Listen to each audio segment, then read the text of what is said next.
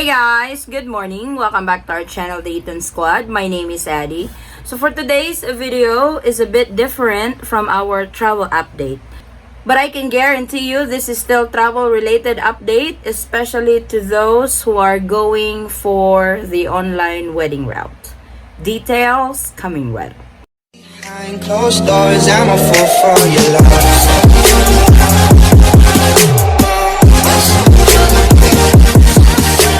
So when the Philippines started to impose a travel restrictions to foreign tourists last March of 2020, nobody was really allowed to enter the Philippines if you belong to this category.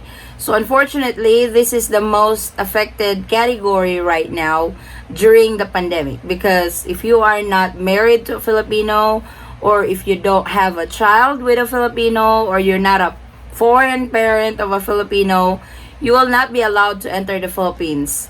Also, you have to secure a visa and able to be allowed entry. So a lot of these couples who are so affected by these travel restrictions never stop finding ways for them to be reunited. And online wedding is a heaven-sent option. And I'm so glad to let you guys know that we got an opportunity to interview one of the partners of a legit company that does online wedding. Not just online wedding, they will also assist you when it comes to report of marriage process and 9A visa process. Their company is Long Distance Love. We are honored to bring Mike on board to explain what their company is all about and to explain what services they offer to their customers. So let's watch the interview. Do you own this online wedding service company that? Well, here's how it works. Me and Lucas are basically Mhm. partners in this, right? What we offer them is the extras, helping with the Yes. ROM, our knowledge. We both married Filipinas. You know, we have taken this from A to Z, so that's really what they're paying for. The Mhm. process is a government process, right? You know, you Yes. got somebody that sent you and you did, hey, here's how you do the steps, right? To do a marriage. You can't patent that. You cannot patent any US government processes. It's Right. it's illegal. So as we started marrying couples and we started taking them through A to Z, that word started getting out. Hey, these guys for like way less Yeah. are helping us get not just the wedding done, but they're helping us through getting the report of marriage process, helping us with visa steps, all of that, right? So it started taking off for us.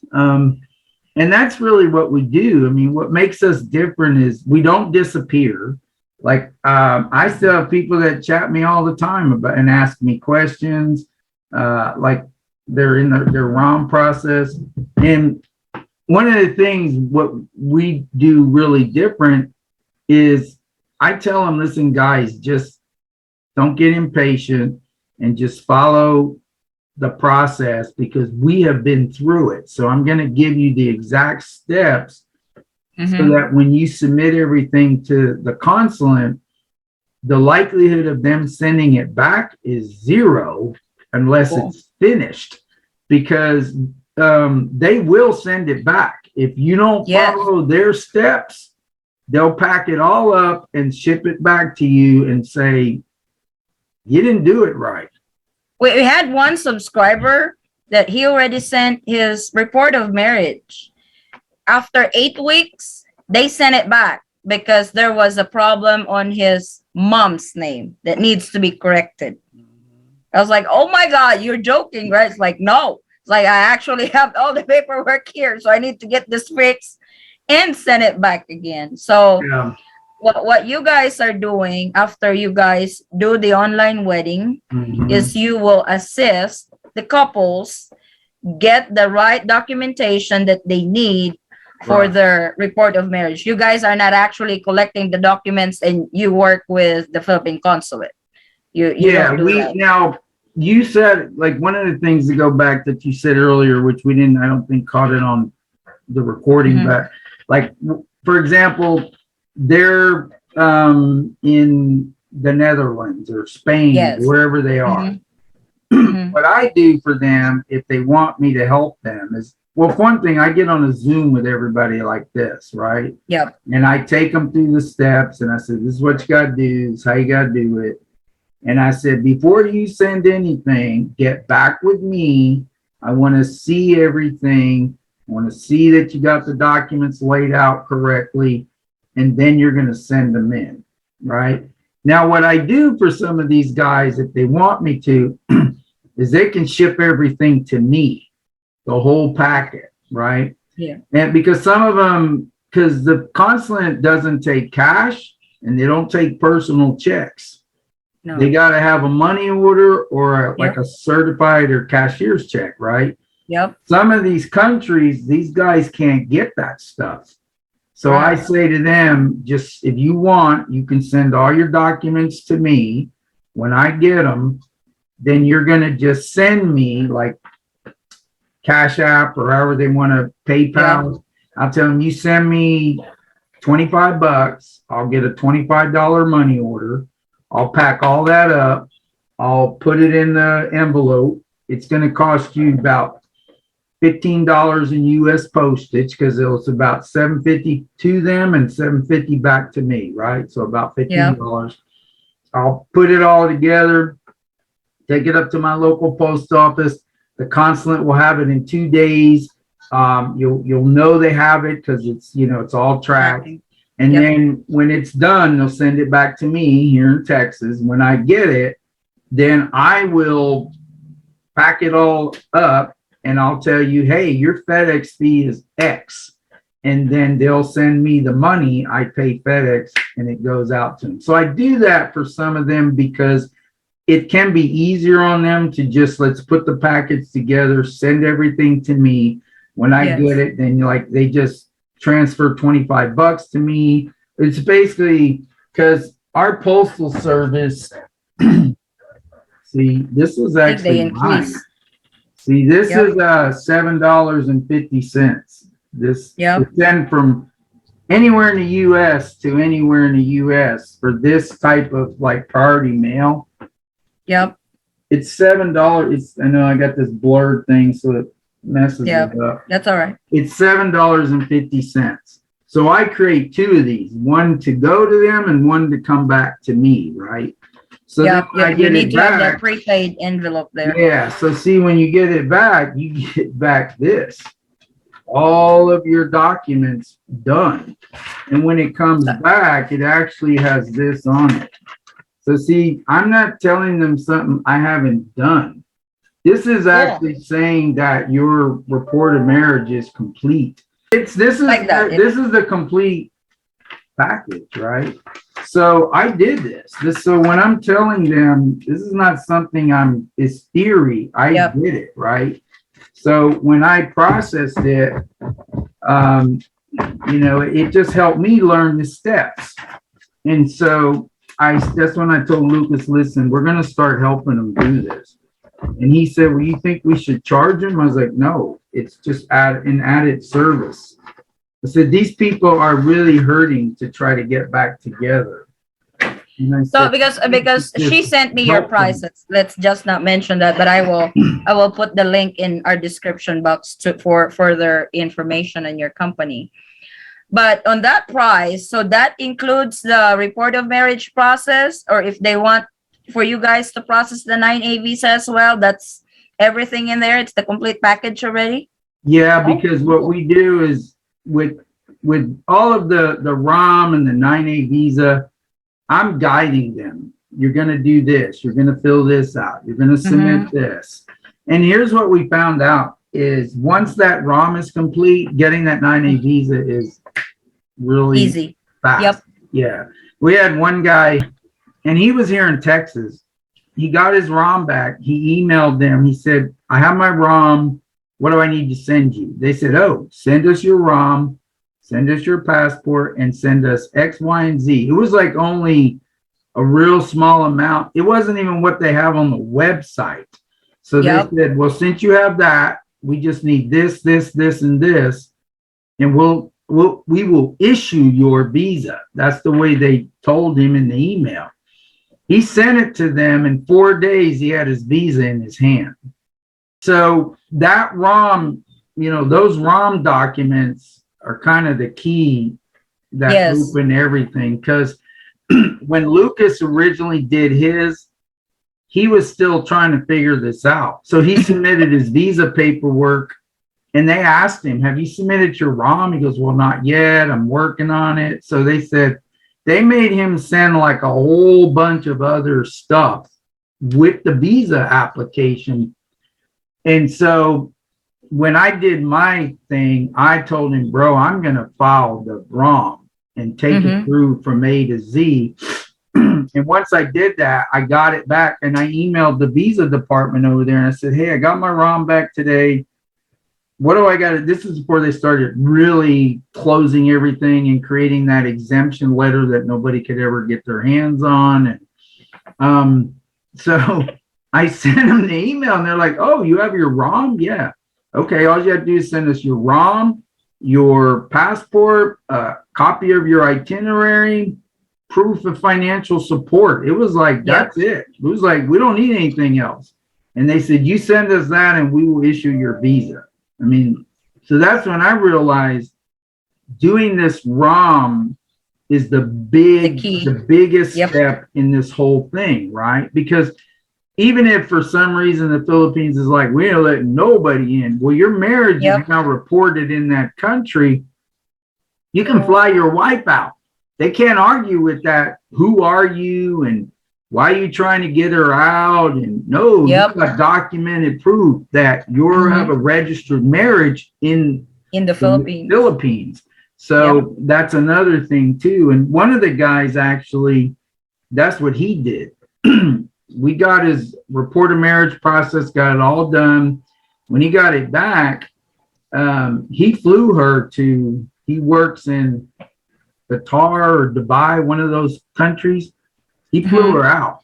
They spent time together, and then they went to the consulate there locally, and they said, oh, you don't need anything, man. You just go back with her because it's the Balikbayan program.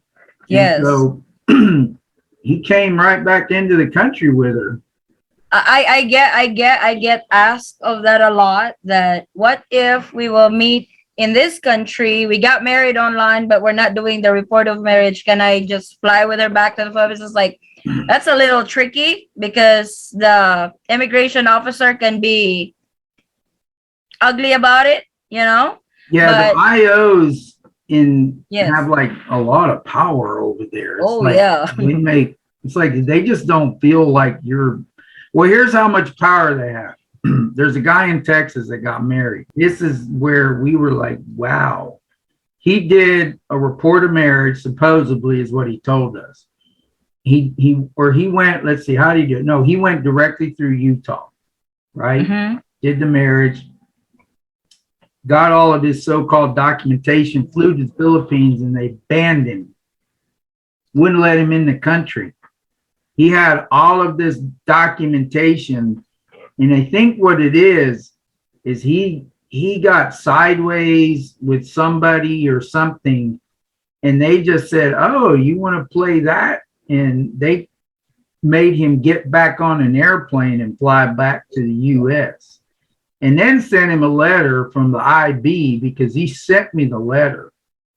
They put a 5-year ban on him. Oh, wow. And so I said, man, you got to fight that because you have a documented marriage. And I said, did you report your marriage? He said, I did all that. I said, well, you got to get it overturned somehow. So that's one of the things we tell people, listen, you can do all this on your own, but you run the risk of making a mistake. True. And I said, you still have to understand something. You're a guest in that country. Right. You are a guest. You're being married to a Philippine citizen doesn't make you a Philippine citizen.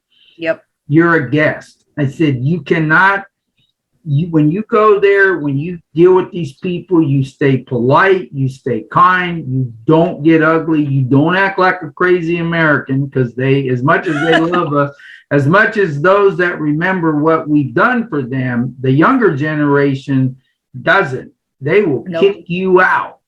And so, yeah, you don't play with immigration officers over here. yeah, and I said, you got to stay kind, you got to stay polite. And, we have some, they get real, it's like right after they get married, it's like they have no patience. I'm like, wait, this is a process. We got to get you through the process. And what's funny is the Filipinas are like, when is this going to get done? Okay, wait, you're a Filipino. You know how it is to work with your government. Just calm down. Take it easy and we'll get you together. Now, we've had we've had 3 couples that we have married where they were actually in the same location. We had 2 couples in Vietnam, and we just married a couple that they were in the Maldives together. So now we still go through the whole process. We're going to do the report of marriage. We're going to do and we also get them an apostille certified marriage certificate. Yep. So we do all that, which like today is the day I'm going to be ordering a bunch of them, because we've had so many weddings the last week. I haven't had time to go in and start ordering all these things. Business is good. But yeah, we do a lot, and we don't disappear. The one that caught me, like you said, you guys do online wedding outside the States. For example, if the guy is from Dubai, the bride is from the Philippines or Belgium. And you said that if they want you to process their paperwork, they can send all the documents to you and you will send it to the Philippine consulate. So the Philippine consulate did not have problems with that, especially if they saw that the bride is from, for example, Belgium, and the groom is from Belgium or the bride is from the Philippines. So they did not have problems with that. Sending. What we do is like with the report of marriage. And of course, because the Philippines won't let you like scan and use electronic. It has to be original. Yeah. So what we have them do, I tell them, and I say it more than once, so it sinks in. Because outside the Philippines, most of the world is like, oh, you can get on, like we can do online notaries here in these states. Oh, cool. So like I'm a notary actually. So like if you needed a document notarized for here, and you said, hey, Mike, can you help us? There's a platform we go on. I can notarize your documents. Oh, cool. All through online. Online, yeah. Right? And it puts my notary stamp and all that in there. And it's legal, right? US is totally different than so many other. But the Philippines, paper. We're going to kill a lot of trees to get this accomplished, right? So I tell them, listen, guys, that ROM has to be 5 original copies. 5. So I have them fill it out. I say, fill it out, then send me a picture so I can check if we need to correct anything. Then I say, now, step 1 is let your bride print it. 5 of them. Go to a lawyer, which is usually who does your notaries, or some government office that they have a notary. Have her sign in front of the notary. They will stamp all 5 of them. Then she needs to send you those 5 with a copy of her passport. And I start giving him the list so that she sends him everything with one step, right? So the ROM is done, her passport, birth certificate, so that when she sends him, she's sending him everything. So he gets it. Then I say, now you take the 5 ROMs and go stand in front of a notary and you sign it and tell the notary they're only notarizing your signature. And so there will be 2 notary stamps on there. One for the bride, one for the groom. And I said, you have to have 2. And they even tell you on the website, and people don't catch it. When they say fully accomplished, it tells you you're not together. You have to have 2 separate notary stamps. Right? So once they do that, then I walk them through the steps. Okay, now you got all hers. Now let's get all yours. Your birth certificate, your copy of passports. And I said, and the Philippines loves multiple copies. So when they say 5, they mean they want 5 of them. And when they say certified copy, that's an original copy. Then you can make 5 photocopies. And of course, with Americans, we do have multiple marriages here. So it's a certified copy of your divorce decree, however many of those you've had, and 5 copies of that. So if you've been married more than twice or 3 times, you're going to create a book, right? Yep. Yes. And so, and then, I explain that more than once, and I tell them, listen, don't send anything, don't do anything without letting me review it again, look at everything again. And we've had people that they say, oh no, I know how to get down the yellow brick road. Okay, I just had one couple, the guy didn't listen to me. Guess what the consulate did? They return it. Yes, they did. Uh-oh. And I said, I told you not to do anything without letting me see everything. I want to see what you put together. So, we help them from the cover letter to now the consulate does require an affidavit. Oh. If they have to say they've never been here, right? That they did online wedding to enter the United States. Yeah. So they have to have that affidavit. Now, for the U.S. side, it's just the U.S. groom's affidaving that his wife has never been here. If it's both of them, I tell them you have to put both your names in that affidavit, and you have to go get it notarized. That you're notarized. Oh, so if they're outside the States, they have to do the affidavit. To put on that affidavit, they've never been here. Okay. Because that's a step that the consulate has added. They weren't asking that in the beginning, but then I think because they were trying to deal with some of the fraud that was going on, which has happened. We had a guy reach out to us and try to, and I told Lucas, don't. He said, no. I told the guy, no way. The guy was like, well, can you do a fake video for us and all that? And we're like, no, man. And I said, Lucas, you do know we're being watched.